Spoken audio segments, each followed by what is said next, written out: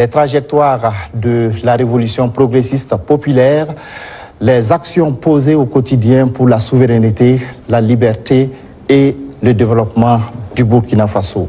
Bonsoir, Monsieur le Président. Bonsoir. Merci de nous faire l'honneur de nous recevoir ici au Palais de Koulouba à Ouagadougou donc pour cette grande interview. Alors, chers téléspectateurs, le format de cet entretien est particulier. Au total, 10 journalistes vont se succéder par vague de 2 pour poser leurs questions au chef de l'État. 5 domaines sont concernés par les échanges.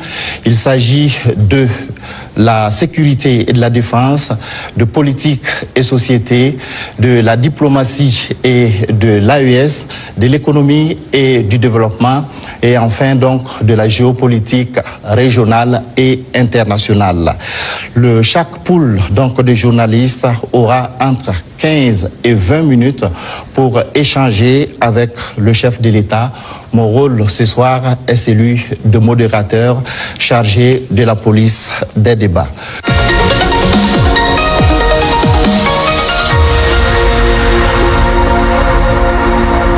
Monsieur le Président, avec votre permission, nous recevons donc le premier groupe de journalistes. Il s'agit de Hervé Dapa de la télévision BF1 et Asmao Dao de la télévision C360. Bonsoir, chers confrères. Vous disposez de 20 minutes pour vous entretenir avec le chef de l'État sur les questions relatives à la défense et à la sécurité. Bonsoir, Excellence. Bonsoir. Alors, certains de vos détracteurs vous ramènent régulièrement une phrase, et cette phrase remonte aux premiers instants de votre prise de pouvoir, quand vous disiez que si tout est mis en œuvre, 3 mois suffiraient pour tendre vers la fin de la guerre. Et ces détracteurs disent aujourd'hui que 3 ans plus tard, la guerre n'est pas totalement terminée. Monsieur le Président, ce soir, que leur répondez-vous? D'accord, merci beaucoup. Et merci à tous d'être venus pour cette interview. C'est vrai, c'est ce que nous aurons souhaité, mais les choses n'ont pas été comme on le pense. Et je dis si tout est mis en œuvre. Alors, il y a plusieurs perspectives à mettre en œuvre pour pouvoir atteindre cet objectif dans ce laps de temps. Mais tout n'a pas été mis en œuvre comme on le souhaitait. Primo, l'adversité. Alors, dès que nous sommes arrivés au pouvoir, nous aurons espéré qu'on nous laisse travailler très rapidement et pouvoir avancer. Malheureusement, certaines personnes nous ont approchés et ont voulu que nous allions dans leur sens parce que leur objectif n'était pas que la guerre finisse de sitôt. Je veux parler de certaines forces étrangères qui étaient présentes sur notre sol. On a eu des débats houleux avec des diplomates venus d'ailleurs sur la question, mais personne ne voulait qu'on aille dans le sens de finir cette guerre. Nous l'avons compris à travers les messages. S'il arrivait que des gens viennent jusqu'à nous dire qu'il faut qu'on accepte qu'ils soutiennent les terroristes et nous soutenir également, ça veut dire ce que ça veut dire, c'est une guerre entretenue. Donc nous avons très vite compris, on s'est débarrassé de toutes les forces qui étaient présentes ici, que ce soit les forces françaises, les forces américaines, et nous avons compris que la lutte sera âpre. La deuxième chose aussi était nous croyions que nous avions quand même un minimum d'armes et de munitions en stock. Aujourd'hui, je peux vous dire ce que j'ai trouvé par exemple en stock. Il y avait en tout et pour tout au Burkina Faso moins de 100 000 cartouches de Kalachnikov. Et les armes, nous avions à peine une centaine. Comment est-ce qu'on pouvait faire la guerre? Donc, il fallait se rééquiper, redoter l'armée en effectifs, en armement et tout. Ce qui a fait que l'objectif de 3 mois, si ces conditions préalables étaient réunies, c'était bien possible.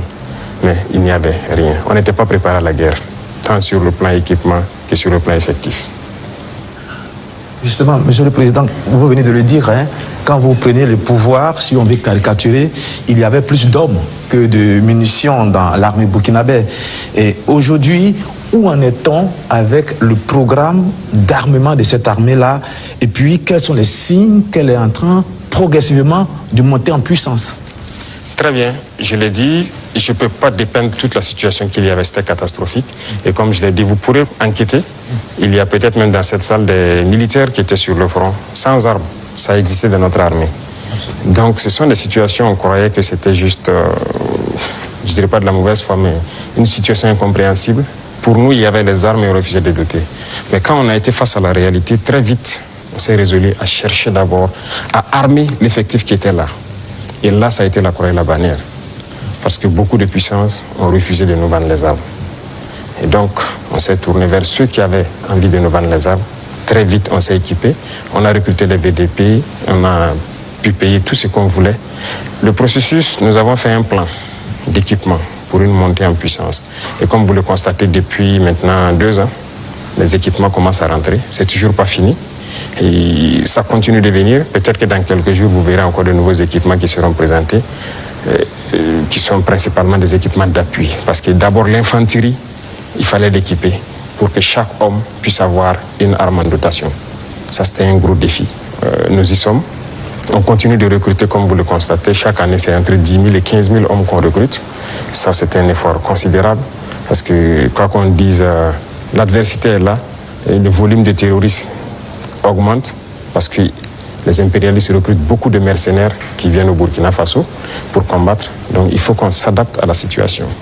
Et maintenant, nous avons notre 3e phase qui n'est plus d'acheter, mais de fabriquer nous-mêmes. Et nous sommes aussi là-dedans.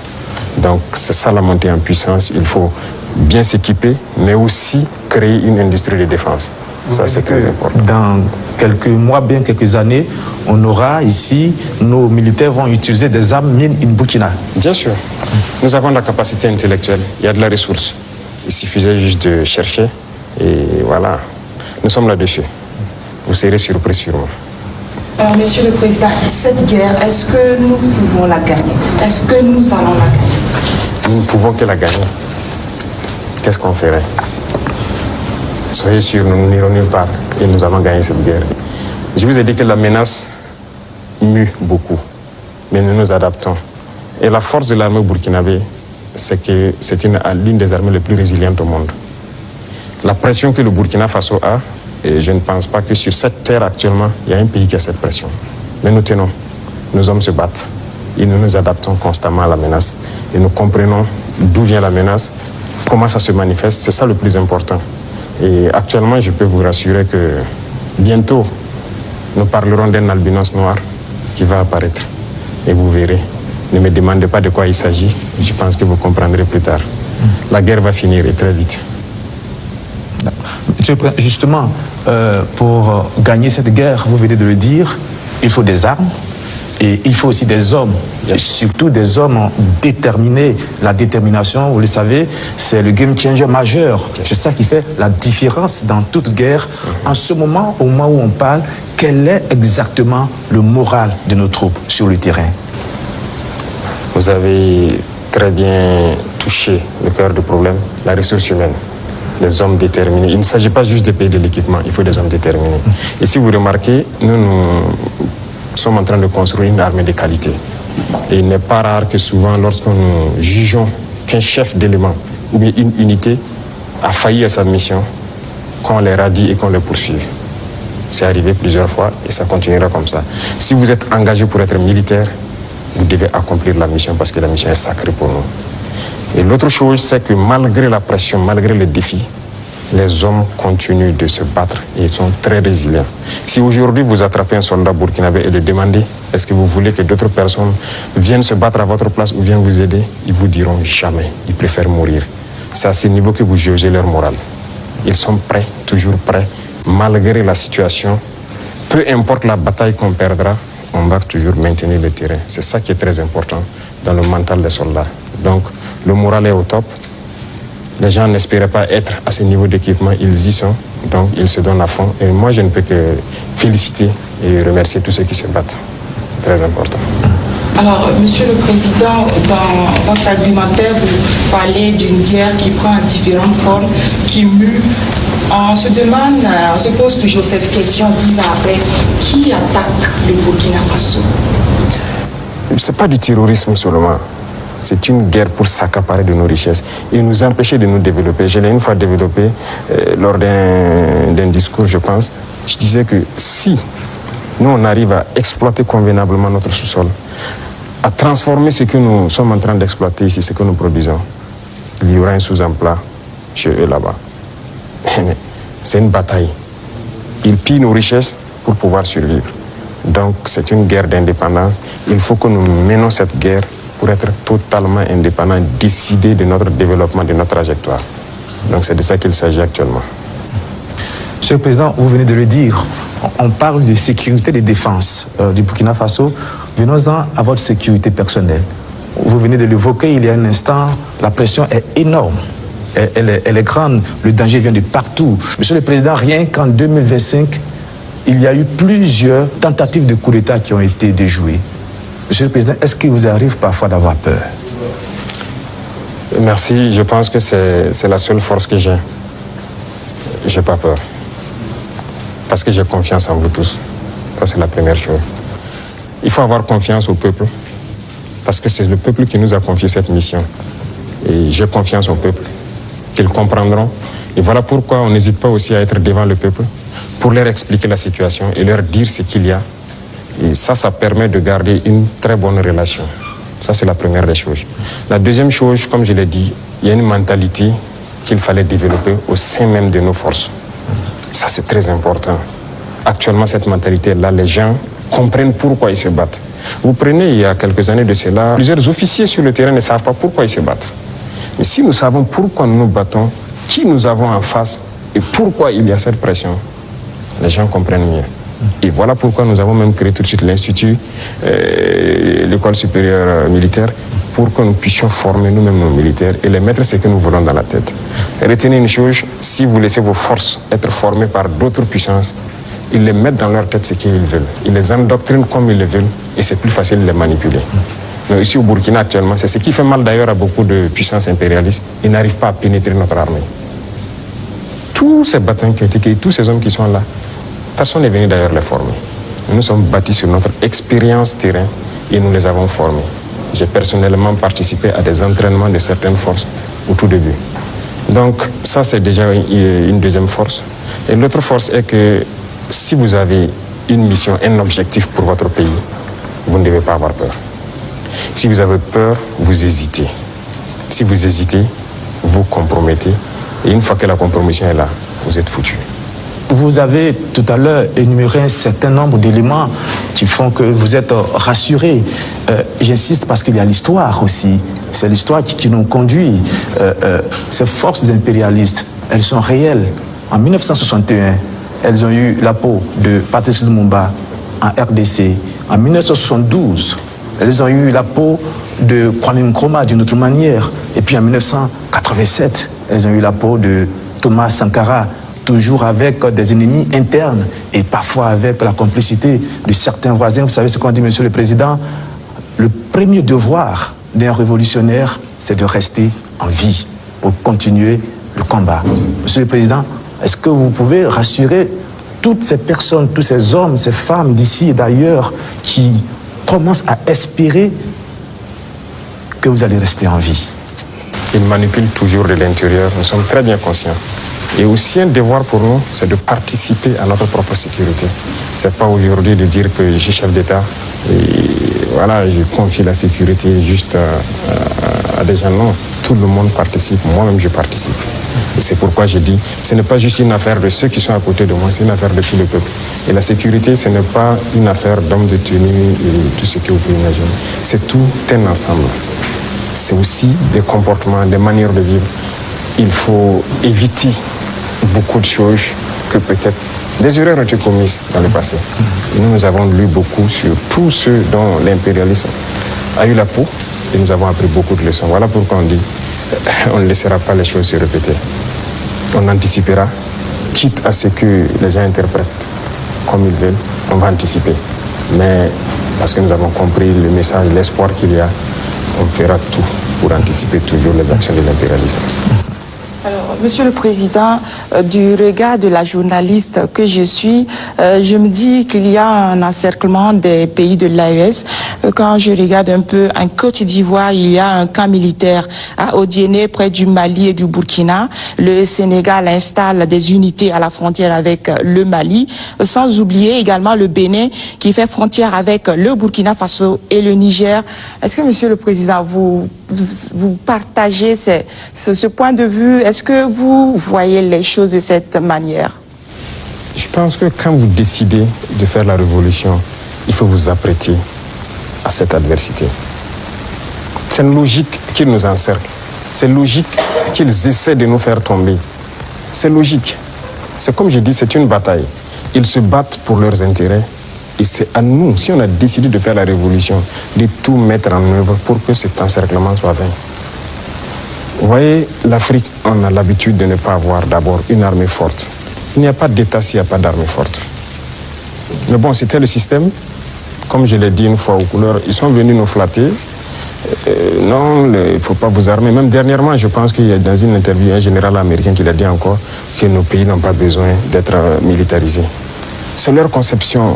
Nous sommes comme des enfants, c'est eux qui doivent venir s'asseoir, faire la sécurité pour nous. Et beaucoup de pays sont dans cette situation. Ils ne construisent pas d'armée. Et quand la situation arrive, c'est le chaos.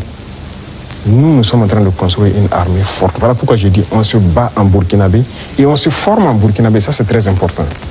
Avant, c'est quoi? Chaque fois, les forces étrangères, tout le monde vient pour former vos soldats. On vous prend comme des moins que rien.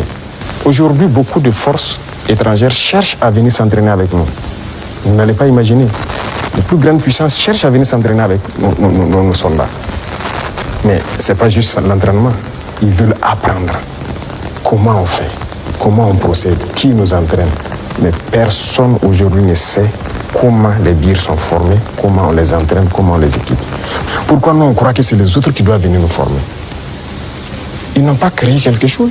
Ils ont réfléchi. Nous sommes dotés de cerveau. Donc il faut une armée puissante pour faire face à l'adversité. Ils vont continuer à nous encercler. Parce qu'il y aura toujours en Afrique des États comme ça, des chefs d'État comme ça qui vont autoriser. Parce qu'ils ont les mains liées, ils trahissent toujours. Ils vont accepter toujours que les impérialistes viennent chez eux pour attaquer leurs propres frères. Ça, si vous acceptez la révolution, vous devez partir avec ce concept. Ça va exister. Donc on n'y peut rien, on fait avec, mais c'est à nous de nous préparer pour que l'encerclement soit nul, qu'ils ne puissent jamais atteindre leur objectif. C'est tout. Donc on fait avec. Tout récemment, la CEDEAO a tenu un forum des chefs d'état-major général des armées d'Afrique. Le Mali et le Burkina Faso n'y étaient pas, mais le Niger, si. On sent un manque de solidarité, vous qui êtes au sommet de l'État. Qu'est-ce que vous pouvez nous dire? Bon, pas un manque de solidarité. Retenez que c'est une confédération, ce n'est pas une fédération. Sur certains aspects, on fait beaucoup de choses, en tout cas en tandem, mais dans la charte, il est dit que les pays peuvent décider des relations et de ce qu'ils peuvent faire. On ne peut pas dire à tel pays de ne pas collaborer avec tel pays, non. On n'est pas à cette étape d'abord. On est en train de consolider la confédération sur les aspects, un bon nombre d'aspects de développement, de défense et de diplomatie. Et après, on va passer à la fédération. Ce sont des étapes. Donc, le Niger peut participer à des rencontres. La confédération, on ne se ferme pas. On fait des ouvertures, on côtoie tout le monde. Nous sommes très panafricanistes. On est vraiment ouverts à l'intégration, à tout ce qu'il y a, mais avec des principes. D'accord. Comme il s'agit de défense et de sécurité, on vous laisse une dernière question. Merci Sagnon, mais la question que je vais poser, pardonnez-moi, ne fait pas partie de la défense ni de la sécurité, mais de vos relations avec nous, les médias. Monsieur le Président, est-ce que vous avez un problème particulier avec les médias, donc avec nous les journalistes? Je dis cela parce qu'on a l'impression qu'il y a eu un malentendu. Je parle des médias nationaux, pas des médias internationaux dont certains sont tombés dans la poubelle depuis un certain moment. C'est un fait. Et pas des médias nationaux. On a l'impression qu'il y a eu un malentendu au début et il y a quelque chose, un brouillard comme ça qui est là. Comment vous analysez la situation, Monsieur le Président? Vous savez que je ne suis pas hypocrite. Il y a eu un malentendu. Il y a eu un brouillard au début. Mais aujourd'hui, je dois dire que je félicite beaucoup de médias pour leur travail professionnel. Il faut éviter de suivre le travail de l'impérialisme. Certes, beaucoup parmi vous ont été formés par eux. C'est ça, vous avez été à l'école du blanc, comme on aime le dire. C'est eux qui vous ont formé au journalisme. Donc moi, je ne vous en veux pas souvent quand les gens essaient de se comporter comme eux. Mais je parle pour que les gens prennent conscience qu'il s'agit de notre patrie. Regardez ce matin, par exemple, lisez les titres des journaux en France. Ils vous diront peut-être il y a une mobilisation pour mettre la pression sur le Premier ministre. Ils ne vous diront pas qu'il y a eu une marche contre le pouvoir ou quelque chose. Mais si c'était au Burkina, vous direz qu'il y a une marche contre le pouvoir. Vous comprenez? Les Français nous appelaient, ils continuent de nous appeler putschistes, des jeunes et quoi. C'est du français. Mais les journalistes nous appelaient aussi putschistes, jeunes ici. Pourquoi suivre les yeux fermés? C'est de l'esclavage toujours. Moi, je veux qu'on quitte cela. Chaque État doit se battre pour ses intérêts. Les journalistes se battent pour leurs intérêts. Pourquoi nous, on ne doit pas se battre pour nos intérêts en Afrique? Donc c'est ça, c'est pas uniquement les journalistes. Mais j'en viens à certains intellectuels qui sont sur des plateaux de télé en Afrique aussi. Quand ils prennent la parole, vous posez des questions, mais est-ce qu'il est africain? Ou bien génétiquement, il n'est pas là, quoi. Il n'est pas avec nous. C'est une réalité. Un retard. Oui, il faut se décoloniser les mentalités, les manières de faire. Chacun doit se battre pour sa patrie. Vous pouvez avoir une information qui est peut-être vraie et juste, mais vous décidez de ne pas sortir l'information. Parce que ça peut porter préjudice à la défense nationale, à la sécurité, à la cohésion, et ainsi de suite. Ça, c'est une décision souveraine, parce que vous voulez préserver votre pays. Mais on ne dit pas seulement dès qu'il y a une information, il faut la sortir. Non, c'est pas comme ça. Et très souvent, les journalistes, comme on aime le dire, le train qui vient à l'heure, ça ne les intéresse pas. C'est le train qui est en retard. Vous le savez, Monsieur le Président, donc vous nous comprenez de temps en temps. Ah oui, mais il faut éviter ça. Moi, je veux maintenant que vous vous intéressez au train qui vient à l'heure. D'accord. Je voudrais vous laisser avec une phrase qui est la devise d'un grand club européen. C'est celle-là: notre maillot peut être tacheté de sang, de boue et de sueur, mais jamais de honte. C'est tout ce que je vous souhaite, Monsieur le Président. Merci beaucoup. Merci grandement.